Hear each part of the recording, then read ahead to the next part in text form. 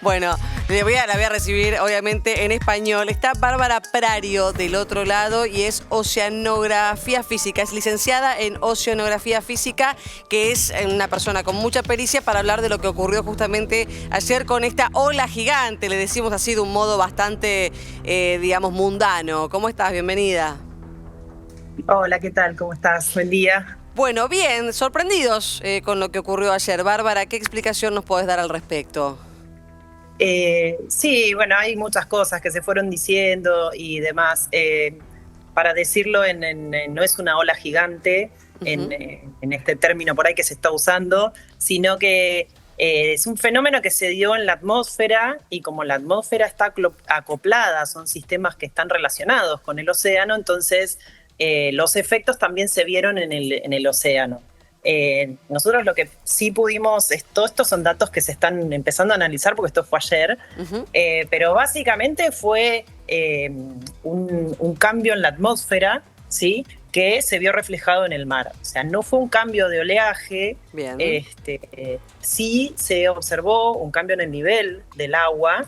Entonces estas olas por ahí que venían viajando con determinada altura de agua, de golpe esa altura creció, entonces las olas en la costa empezaron a romper más hacia el interior, digamos, hacia la arena seca, ¿no? Claro. Entonces, sí. Ahora, Bárbara, ¿esto es común?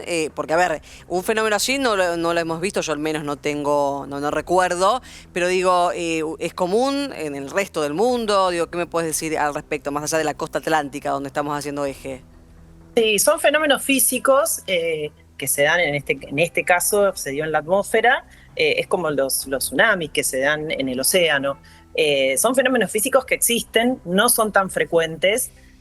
También pasa, esto ya se ha comentado en varios medios, que justo coincide, que es un día de mucho calor, en donde toda la costa argentina, la costa bonaerense, estaba con mucha gente en la playa, entonces se nota el efecto. Claro. Esto es como las tormentas, ¿no? Si hay carpas, vamos a ver que se lleva las carpas el agua. Exacto. Si hay gente, vamos a ver que digamos, las cosas flotaban un poco ayer en el agua y demás, porque bueno, fue un cambio muy abrupto, digamos, y inesperado. Entonces no dio tiempo, digamos, a reaccionar para la gente que estaba en la costa y bueno, lamentablemente para otro tipo de casos que hubo. Sí, ahora, se habla esto de meteo-tsunami, ¿está bien dicho? ¿Existe el fenómeno como tal?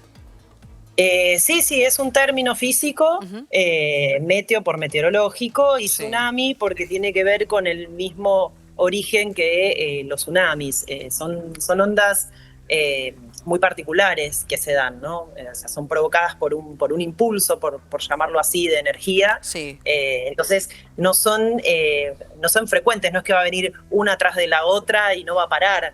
O sea, es particular. Bien. Es un impulso particular, es un cambio en las condiciones, digamos, normales, entonces se nota la diferencia. ¿Y es previsible o no? ¿O es así inesperado y no se puede tomar ningún tipo de recaudo? Y en general, los meteorólogos saben mucho más del tema, pero bueno, son todos datos que se van tomando y que van ocurriendo instantáneamente. Entonces, esto es como un poco el pronóstico del tiempo. Son reanálisis y se va alimentando modelos matemáticos con los datos que se van recibiendo en el momento de la realidad. La ciencia tiene por ahí esta cuestión complicada, ¿no? Que hay cosas que se pueden llegar a predecir con parámetros normales.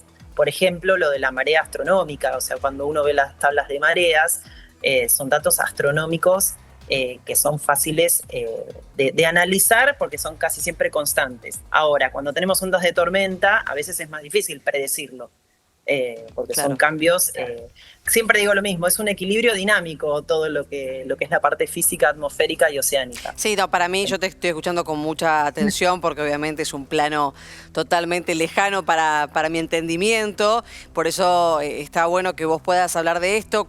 Yo, por ejemplo, los tsunamis, obviamente, bueno, hubo uno, el que fue el Tailandia, tan grande y tan recordado, que causó estragos, en Japón también, pero nunca hemos tenido, acá en la costa hemos tenido tormentas muy grandes, inundaciones porque el mar sube, pero nunca hemos tenido esto, por eso, bueno, no sé si hay como una atención particular que se le ha puesto al fenómeno y por eso está bueno que vos lo puedas explicar. Puede replicarse de nuevo, ¿no? Sin nuevo aviso. Digamos, esto hay que tomarlo con pinzas. Sí, puede ocurrir, no es algo, ya te digo, no es algo frecuente. Sí hubo estudios también de un meteotsunami en el 2022 que se registró. Son fenómenos, por ahí lo que uno sí puede decir es lo que se ve, y si miramos el nivel del agua, que el Servicio de Hidrografía Naval lo registra, se observó un cambio en el nivel. No superó el metro, pero ese cambio en la altura del nivel del agua lo que provoca es que todas esas olas en la costa tienen la posibilidad, digamos, de viajar en una altura un poquito más alta. Entonces, ¿qué pasa? Cuando la ola rompe, esos son los metros que se ve mar adentro, costa hacia adentro, sí, de agua, ¿no?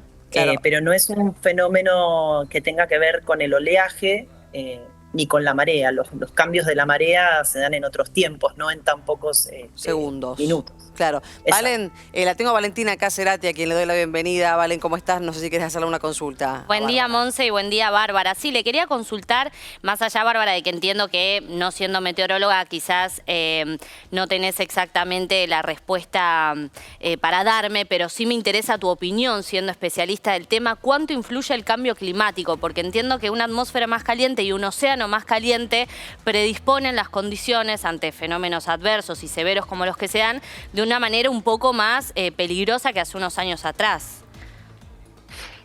Sí, como decís vos, o sea, esto los meteorólogos e incluso nosotros estamos haciendo todo el tiempo estudios con respecto al cambio climático y con respecto a este tipo de fenómenos. Esto fue muy reciente, así que estamos viendo la serie de datos y analizando como para poder hablar con mayor precisión, pero lo que el cambio climático plantea es un aumento de frecuencias por ahí de estos fenómenos.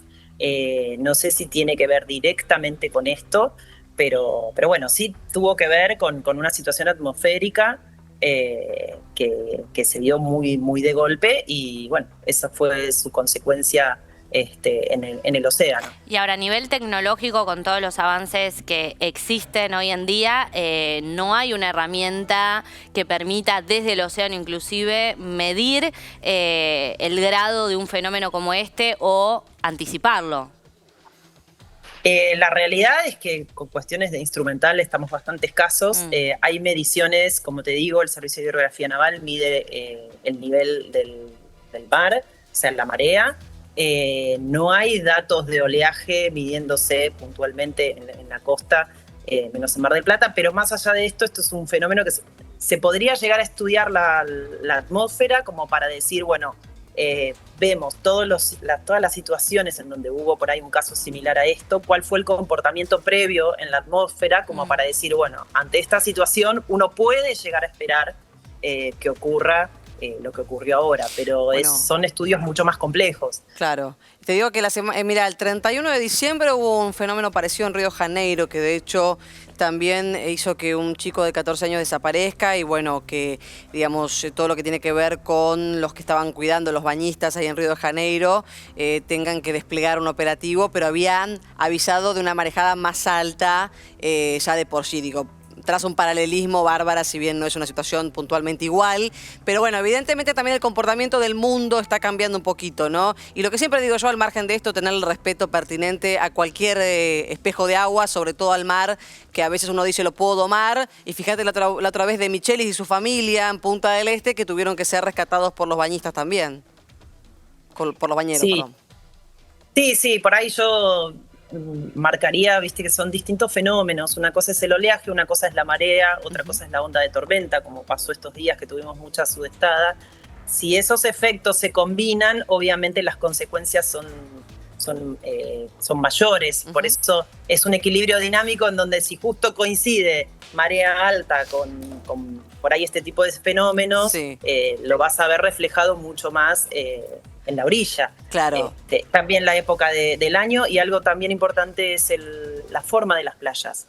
Claro. Si uno escucha las noticias de estos días, escuchás a los turistas con distintas versiones, bueno, porque cada uno pudo observar en la playa particular en la que estaba. Eso también trae distintas consecuencias de cuánto puede ser que la ola se introduzca hacia adentro o no, depende del fondo. O sea, hay varios factores a tener en cuenta. Claro, pero también es más para los periodistas es mejor hablar de mini tsunami, es un poco más gancho, ¿no? Que hablar de todo lo que nos está... Yo la escucho porque la verdad que es una mujer que la podría escuchar todo el día, pues para nosotros es todo más o menos lo mismo, pero no, por eso es bueno poner gente idónea en la materia. Bárbara, no te sacamos más tiempo, no sé si querés alguna recomendación o algo para cerrar. No, por ahí es esto, es algo que por ahí uno no conoce y va escuchando cosas y por ahí lee cuestiones de olas de 5 metros y no sabe qué representa eso. En realidad eso no ocurrió, y cuando hablamos por ahí de altura del nivel del agua, no es esa misma altura. Uno puede decir, bueno, el nivel subió medio metro y eso se va a ver reflejado por ahí 1 o 2 metros que la ola entra en la arena. O sea, son términos que uno habla de metros, pero bueno, hay que saber bien cuáles son las referencias. Perfecto. Y de qué estamos hablando de esos metros. Si alguien sabe de qué estamos hablando, sos vos, Bárbara. Bueno, muchas gracias, que tengas un muy buen día. Gracias. Bueno, gracias a ustedes, que tengan buen día. Por favor.